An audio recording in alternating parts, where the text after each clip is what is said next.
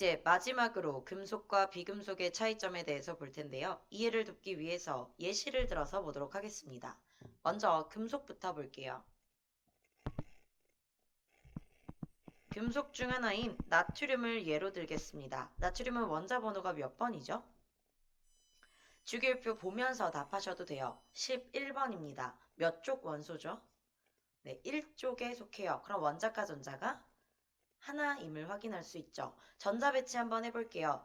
원자 번호가 11번이기 때문에 전자의 개수도 11개. 첫 번째 껍질에 2개, 두 번째 껍질에 8개, 마지막 껍질에 1개 배치하게 됩니다. 원자과 전자가 하나임을 전자 배치를 통해서도 확인할 수 있죠.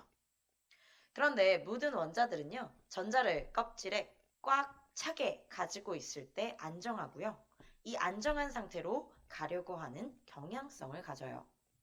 그럼 나트륨도 마찬가지로 안정해지려고 하겠죠. 나트륨이 안정해질 수 있는 방법 2가지가 있습니다.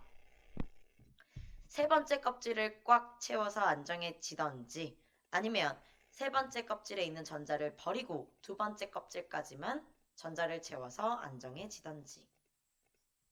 즉 7개의 전자를 얻어서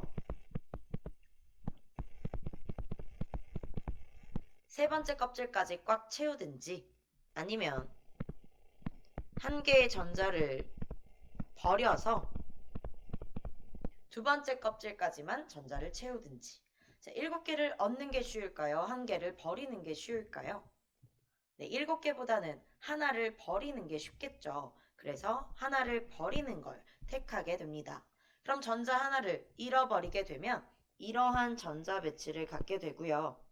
양성자의 개수는 그대로 11개가 있어요. 양성자는 양전하를 띠죠. 플러스 11입니다. 그런데 전자가 원래 11개였는데 하나를 잃으니까 10개가 될 거고요. 전자는 마이너스였죠. 그래서 총 전하가 플러스 1이 됩니다. 즉 중성이 아니에요. 이렇게 어떤 입자가 전기를 띠게 되었을 때 우리는 이온이 되었다라고 얘기를 하고요. 플러스 이온이 되었을 때 양이온이라고 해요. 즉 나트륨은 하나의 전자를 버리고 양이온이 되려고 하는 경향성을 갖는다라는 거죠. 나트륨의 경우에는 플러스 1이 된 양이온이죠. 이것을 1가 양이온이라고 불러요. 그럼 플러스 2 양이온이 되었을 때는 2가 양이온이라고 부를 거고요.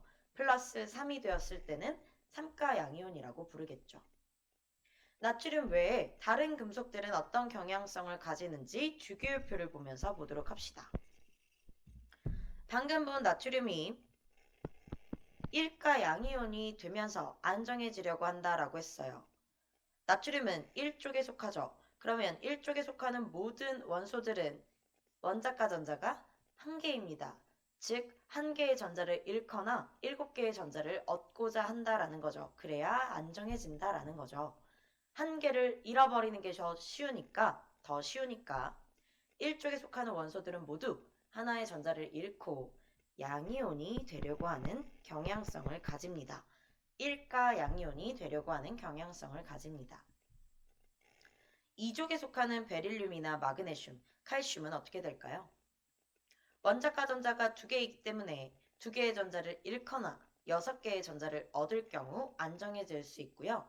2개의 전자를 잃어버리는 게 더 쉽기 때문에 2개를 잃게 되고 그러면 전자 2개가 없어지니까 2가 양이온이 되겠죠. 이렇게 되었을 때 안정해지게 됩니다.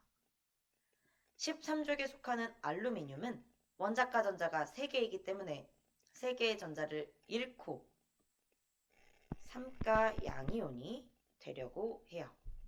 즉 금속 원소들은요. 전부 전자를 잃고 양이온이 되어 안정해지려고 하는 경향성을 갖게 됩니다.